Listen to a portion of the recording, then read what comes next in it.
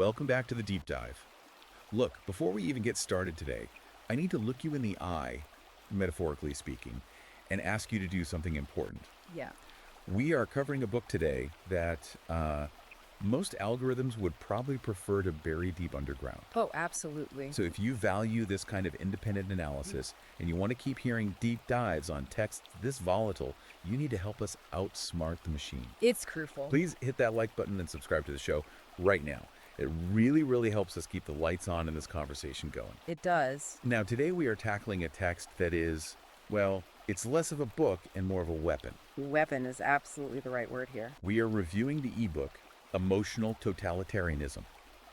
Women in Power, Jumped Up by Feminist Jurisprudence and Killing Western Civilization in the Womb by Conrad Riker. And Riker himself, he calls this book a cognitive battering ram. It is ultra long, it's incredibly incisive, and frankly, it is a fascinating, if brutal, dissection of modern society. And just to set the stage, this is not a light beach read. This is a manual written specifically for the red pilled, for men's rights activists, and really for anyone who looks at our institutions, our schools, our courts, our companies, and just thinks, something is fundamentally broken here, but I can't quite see the gears turning. Exactly. It's controversial, it's heavy, and honestly, you're going to want to verify some of this for yourself. You should. It's available right now on Amazon Kindle and Google Playbook, so I'd highly recommend grabbing a copy to follow along.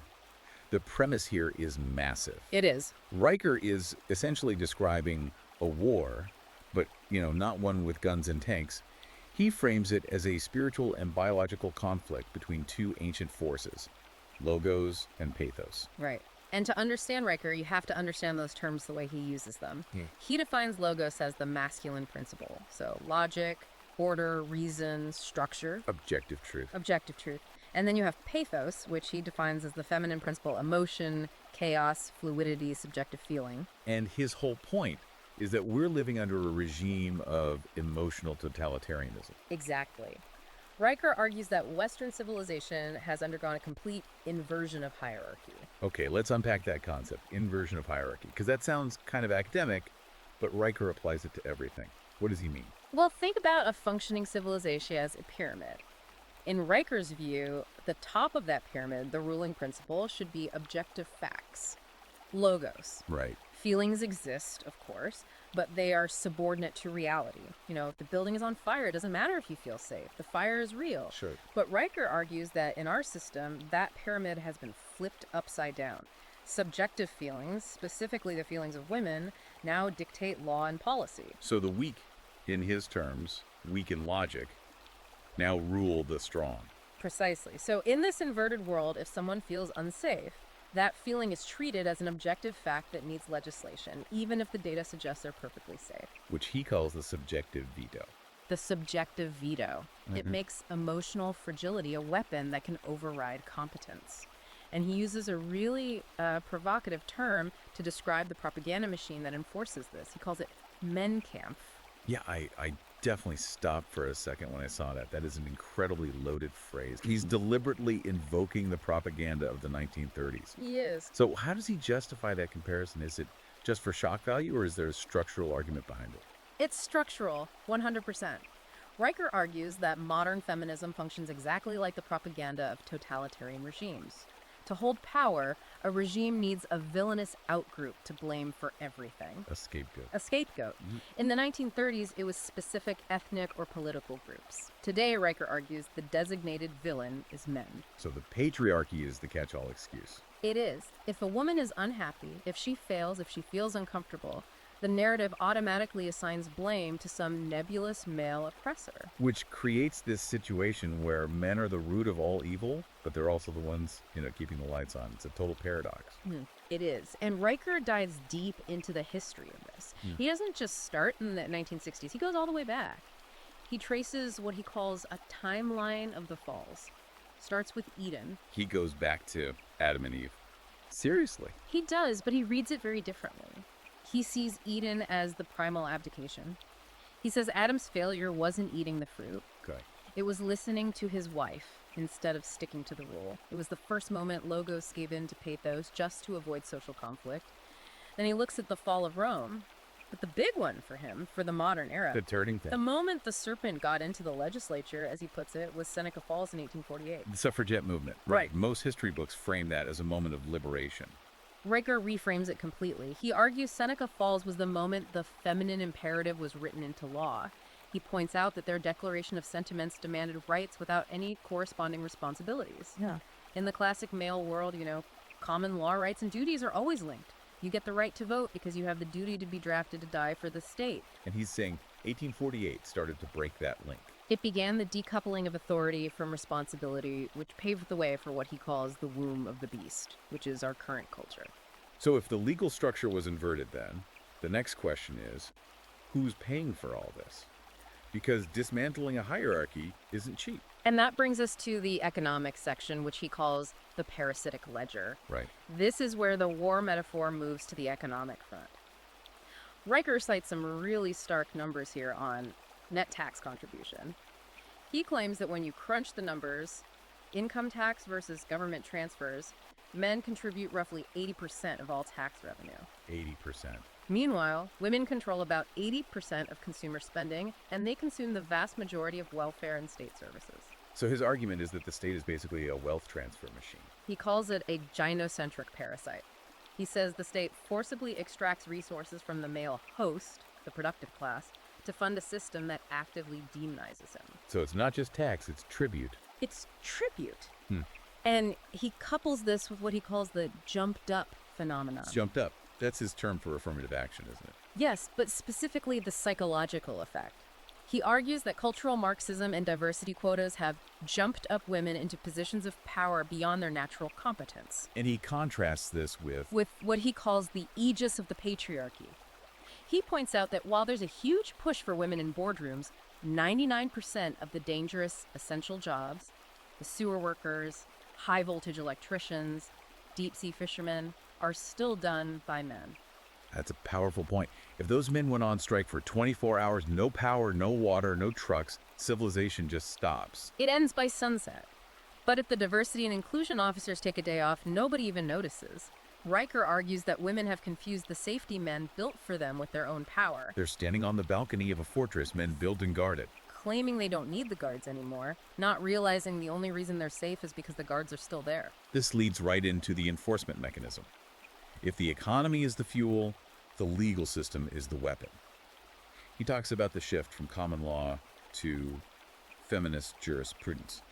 And this is where it gets really, really terrifying for a lot of guys listening. Yeah. The shift he describes is from a system based on contract and logic to one based on emotion and envy. And the centerpiece of this is the divorce industrial complex. All right.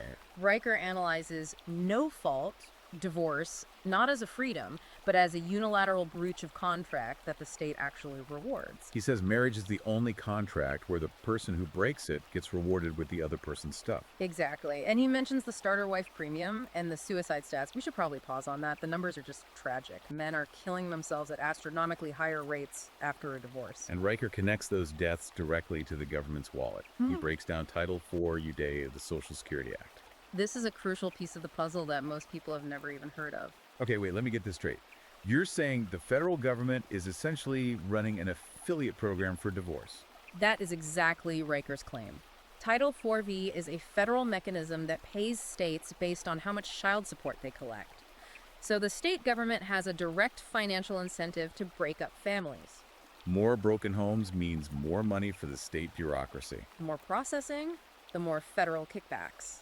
Riker calls the state a pimp, trafficking in broken homes. It's a revenue model. That is a heavy thing to realize. It means the judge isn't neutral. The judge is an agent of a system that profits from destroying the family. And inside that courtroom, you have the believe all women dogma. He calls it the solipsistic void applied to law.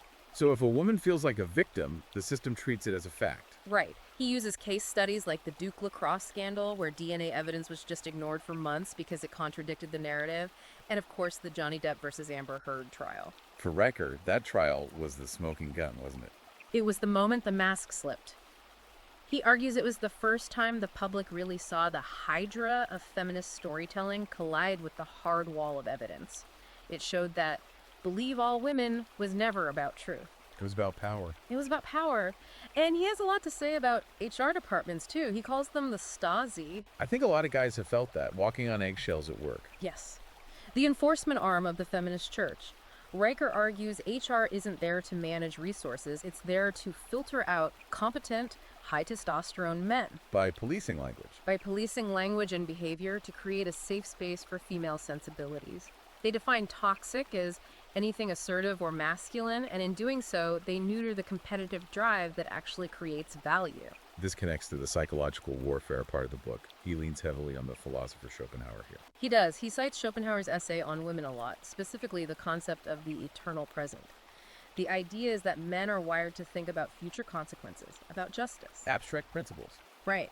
But the feminine imperative is hyper-focused on the now current comfort, current emotion.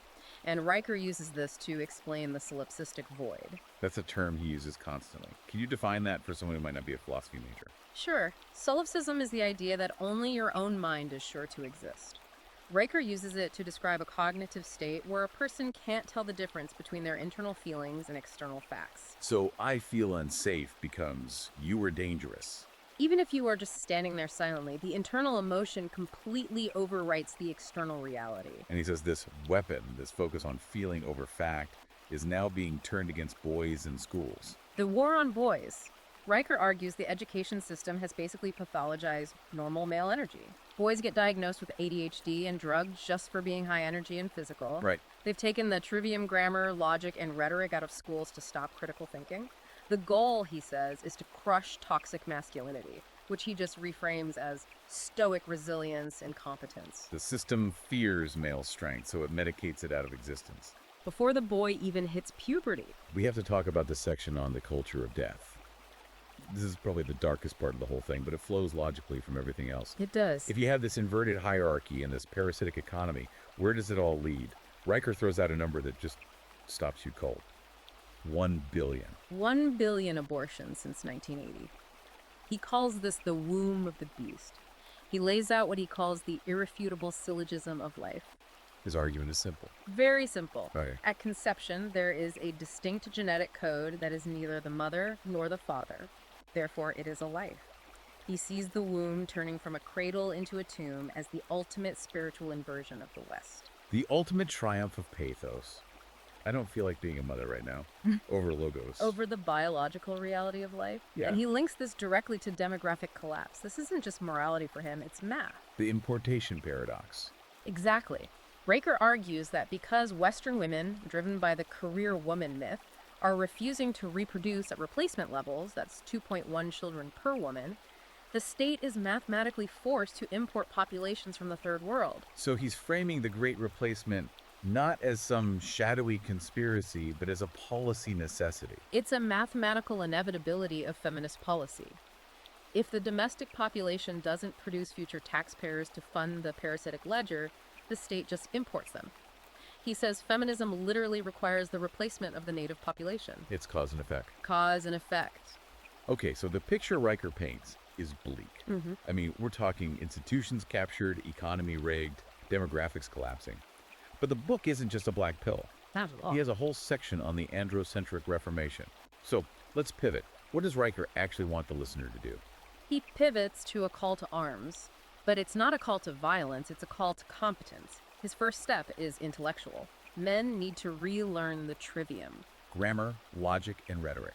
You have to master them so you can dismantle these emotional arguments in real time. You can't fight I feel with I feel. That's fighting on their turf. You have to fight it with this is illogical. And then there's the economic strategy. He talks about going galt from Atlas Shrugged. Strategic underemployment. The argument is simple. Stop feeding the beast.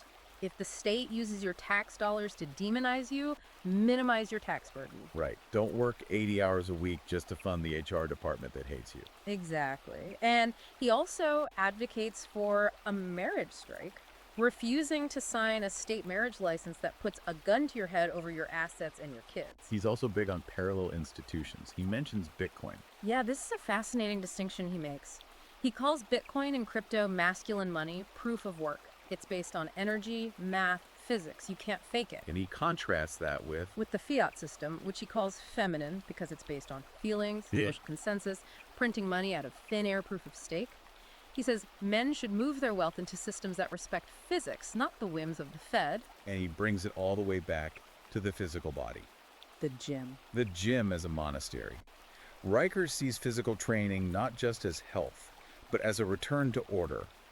In a chaotic world where truth is relative, 500 pounds is always 500 pounds. Gravity doesn't care about your feelings. It doesn't care if you identify as strong.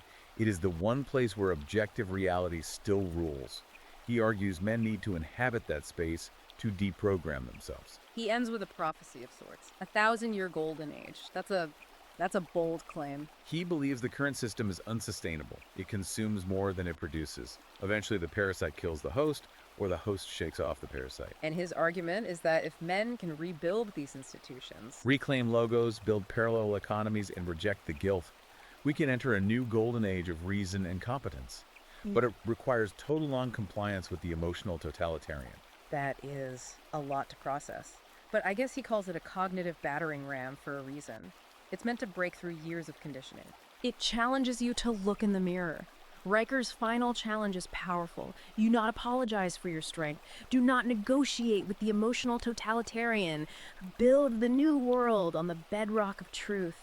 The patriarchal renaissance is here. And on that note, if this deep dive sparked something in you, or even if it just made you angry, you need to go to the source. Don't take our word for it. Please don't. The book is Emotional Totalitarianism by Conrad Riker. Go check it out on Amazon, Kindle, or Google Playbooks right now. It is ultra long, it is incisive, and it is fascinating. And for more of this kind of analysis, you should follow the author directly. He's at Conrad Riker on Substack. That's where the real-time analysis is happening. Absolutely.